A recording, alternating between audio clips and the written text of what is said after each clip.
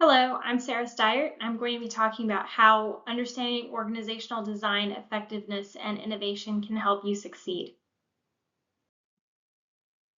So, understanding organizational design, structure affects behavior and performance. So, the way that an organization is designed, or let's say an office is designed, can affect how your employees or even you as an employee are performing in that location.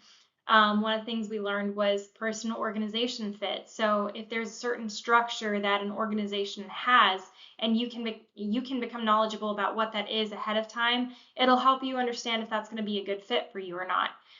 Maybe you're a person who doesn't like interacting with other people a lot, and a virtual position or maybe having like a cubicle or office or something like that would be better for you. And you're applying to a place where it's an open layout and everyone's expected to work together very closely. You probably wouldn't do as well in a job like that as you might in a virtual position. So knowing that ahead of time, knowing the expectations of the company, but also what to expect in their office settings is extremely helpful when you're applying to a job. There's also pros and cons to each design. So if you're in a managerial position, knowing what those are and knowing what you need from your team, possibly even knowing your team well enough to know how they would react to the design of your office or your organization would help you to create an environment in which they are more successful. For organizational effectiveness, it allows for understanding organizational effectiveness allows for evidence-based management. So you're using real-world data to base your decisions off of instead of just kind of guessing about what's going on.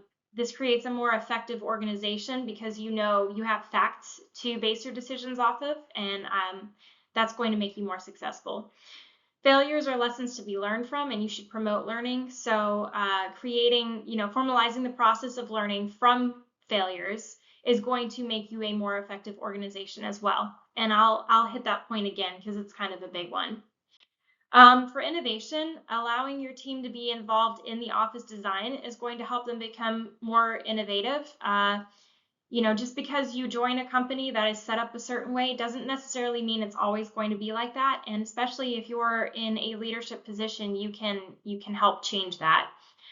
Improving systems fosters innovation. So if you see something that could be better, that in itself is innovation. But if you're creating processes that work better for everybody else, or you're creating an environment that flows more easily for everyone working there, that will improve their innovation as well.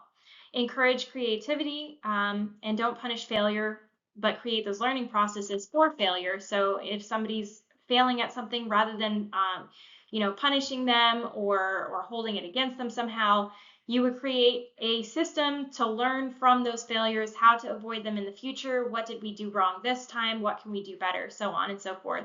And of course, innovation equals money. When you're improving a product or you're creating a new product, all of that equates to more cash flow for your company, which again leads to organizational success. That is everything I have. Thank you so much.